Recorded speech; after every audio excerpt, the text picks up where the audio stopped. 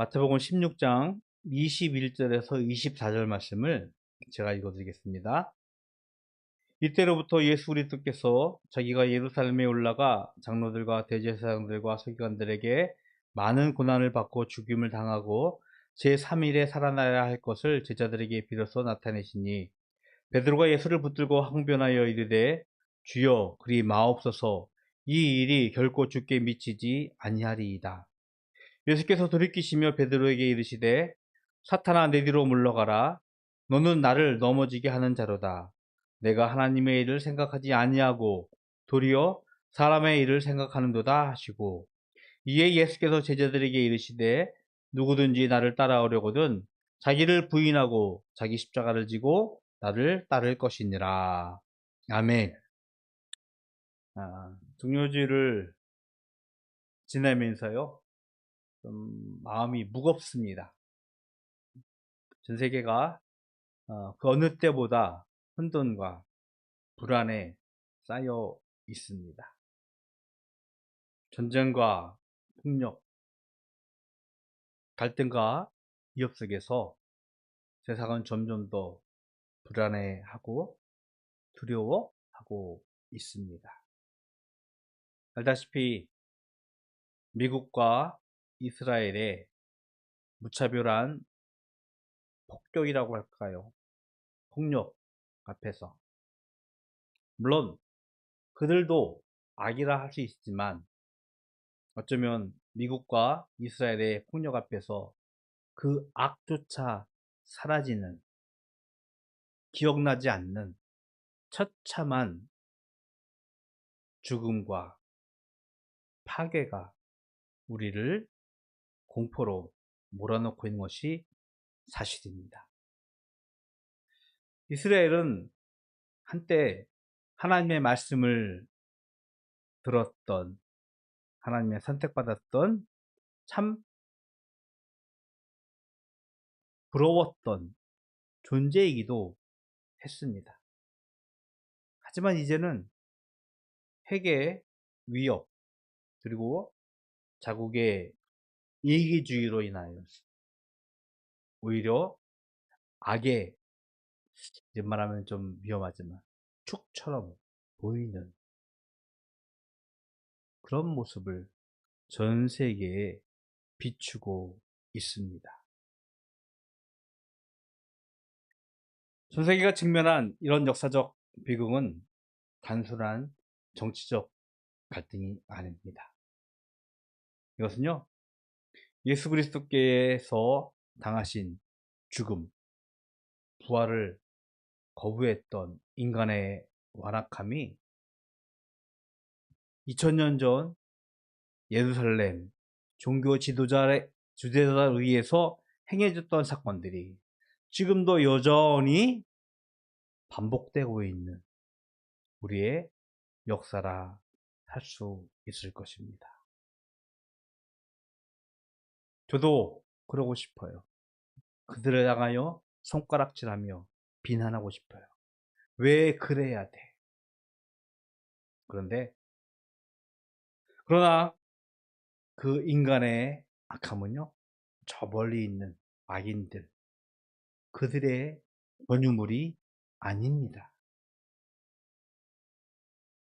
악은 특정한 민족, 집단의 문제가 아니라 오늘을 살아가고 있는 저와 여러분, 인간 전체의 문제라는 것을 우리는 꼭 기억해야 할 것입니다. 오늘 베드로는요,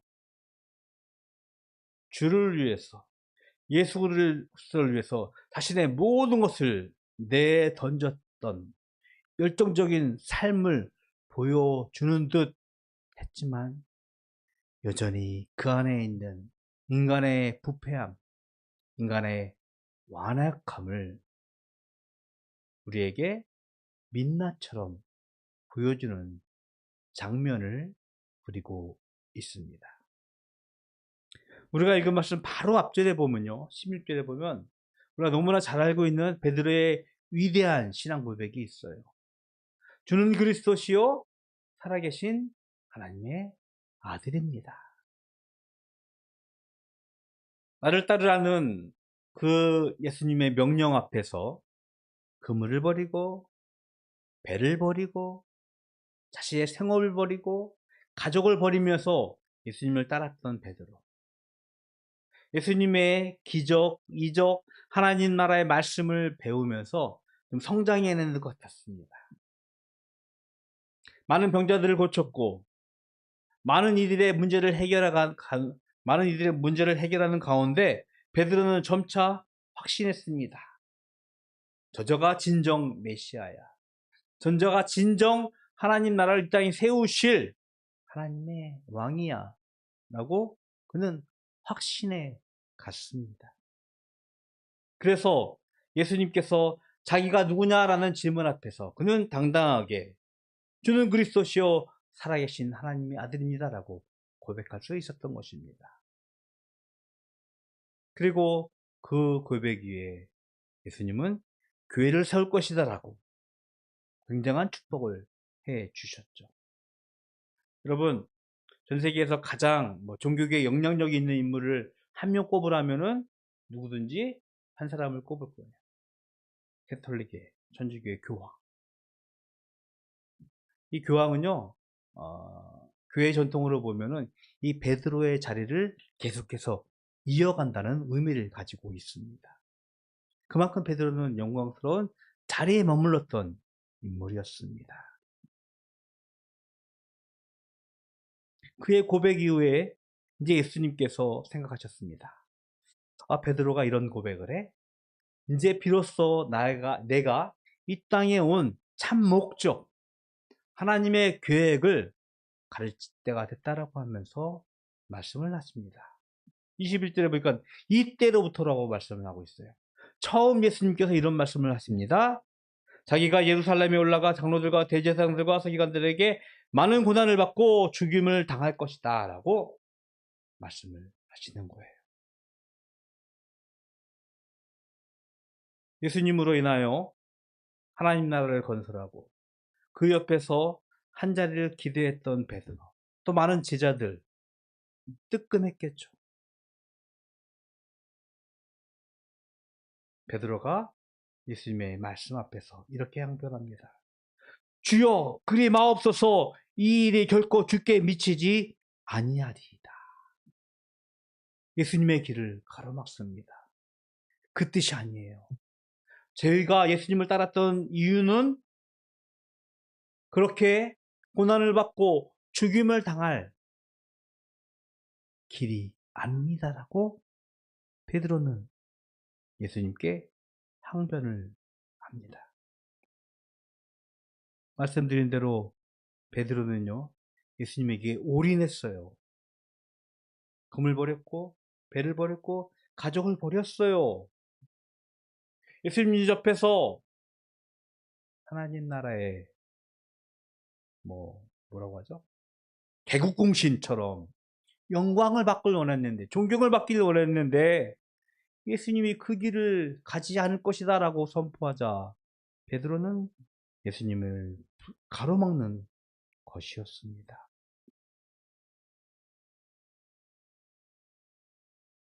예수님을 통해서 자신의 보상을 꿈꾸기도 했고요. 예수님의 성공을 통해서 자신의 보상을 기대했었는데 그의 성공 신화가 무너지고 있었습니다.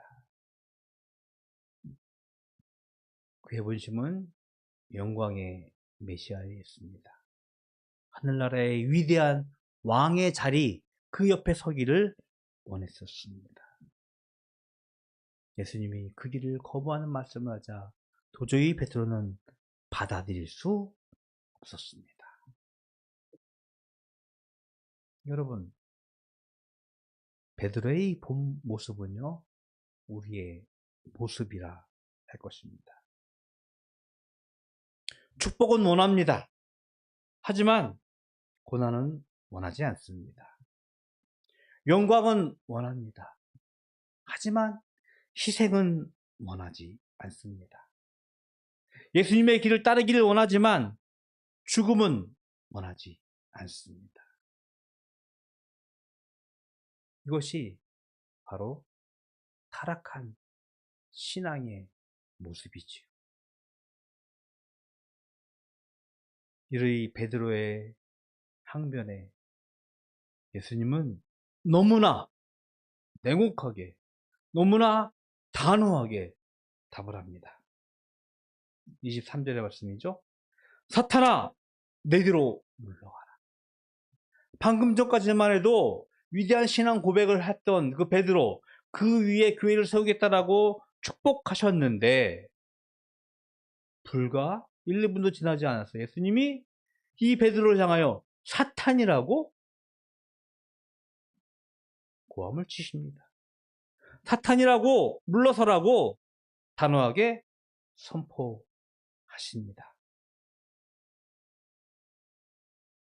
자신의 죽음과 희생을 가로막는 듯한 베드로의 말,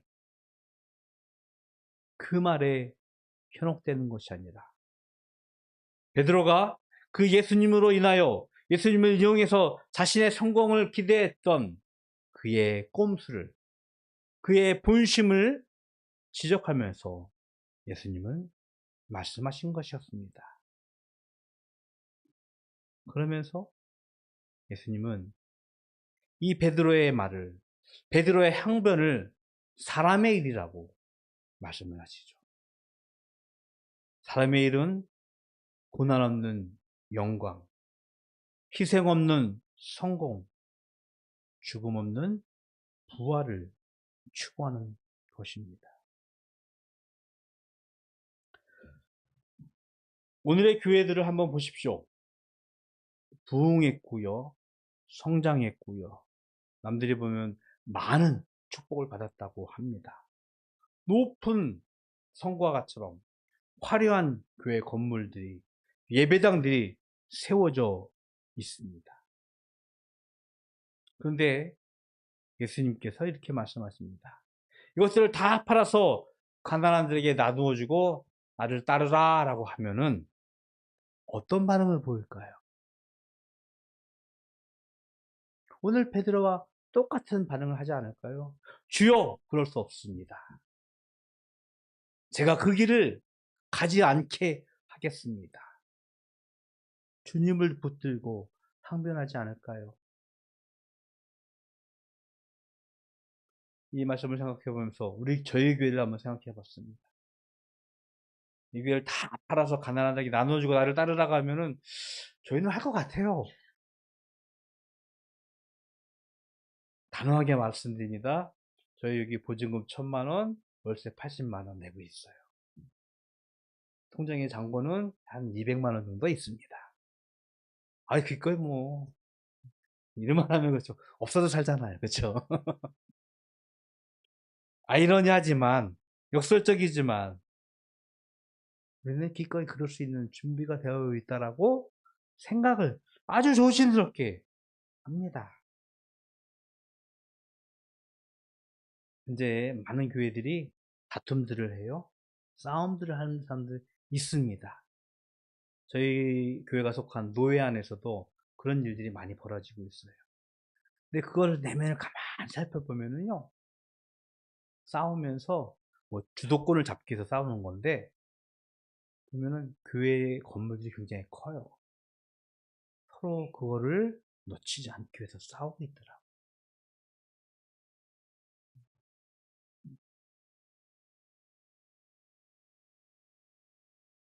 예수님께서 21절에 제자들에게 자신의 죽음, 희생을 가르치시면서 하신 말씀 가운데서 우리 본문의 개역 개정에서는 안 나왔지만 다른 성경 버전에서는 이 단어가 하나 나옵니다.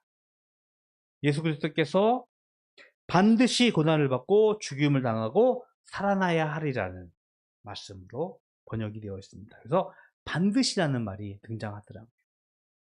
이 반드시라는 말은 하나님의 절대적인 구속 계획을 의미합니다. 십자가는요, 예수님의 죽음은요, 선택이 아니었어요. 하나님께서 인간의 죄를 감당하기 위하여, 우리의 문제를 해결하기 위하여 필연적으로 가야 할 길임을 우리들에게 말씀하신다는 것을 나타내는 부사였습니다. 십자가는 하나님의 예정된 구원의 방법입니다. 인간의 죄를 해결할 길은 오직 하나, 그리스도의 대속적 죽음뿐이었습니다. 인간의 일, 고난 없는 영광, 희생 없는 성공, 죽음 없는 부활이 아니라 하나님의 일은 인류의 죄악을 대속하기 위하여 기꺼이 저주의 나무라 불리우는 십자가에 달려 죽으실 예수님의 희생과 죽음뿐이었다는 것. 그 하나님의 뜻에 순종하는 길이라는 것을 우리는 기억해야 할 것입니다.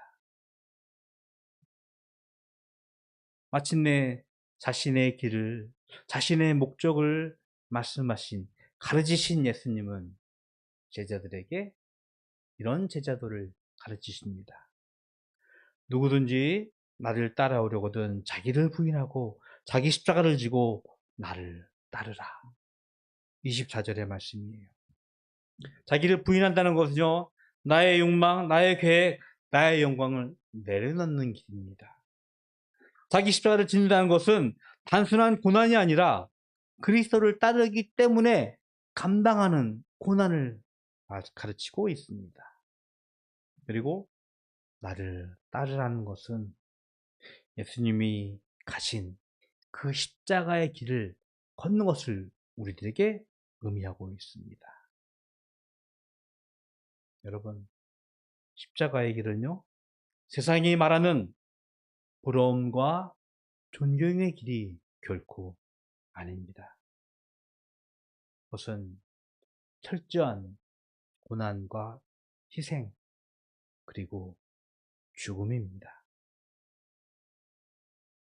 동료주를 지나면서 고난 주간에 앞선 우리들의 모습을 한번 살펴보십시오. 정말 예수님을 우리의 성공을 위한, 성공 신화를 위해서 사용하는 도구로 이용하고 있지는 않은지, 아니면 예수님이 보여주신 하나의 미랄처럼 땅에 떨어져 자신을 희생하고 죽이는, 그리고 마침내 거기서부터 새로운 생명이 피어나게 하는 그런 죽음으로 예수님을 바라보고 있지는 않은지요. 베드로의 인간적인 열심, 유대인들의 종교적인 열심, 이제는 내려놓고 하나님께서 마침내 우리를 구원하신 십자가를 우리는 진정 바라보아야 할 때일 것입니다. 십자가는 고통과 죽음의 자리입니다. 하지만 동시에 하나님의 사랑과 구원이 완성될 자리입니다. 세상에서는 인정하지 못하고 소외될지라도 예수님께서 걸어가신 그 고난의 길을 통하여, 그 십자가의 길을 통하여 우리의 십자가를 그 위에 올려 놓아야 할 것입니다. 그것이야말로 그리스도를 주라 고백하는 우리의 유일한 삶의 방식일 것입니다. 고난주간을 준비하며 고통과 죽음의 자리로 나아가는 예수님을 기억하십시오. 성공과 영광의 자리가 아니라 희생과 헌신의 자리로 나아가는 그 십자가의 영광을 바라보면서 이번 한 주 고난주간을 보내시고 마침내 이 고난과 죽음을 이겨내신 부활주의를 준비할 수 있는 바다교회 모든 가족이 되기를 주님의 이름으로 축복을 드리겠습니다. 기도하겠습니다. 하나님, 많은 사람들은 고난 없는 영광, 희생 없는 성공, 죽음 없는 부활을 추구합니다. 하지만 진정한 십자가의 영광은 고난과 죽음 그리고 희생입니다. 우리가 그 십자가의 영광을 바라보기를 원합니다.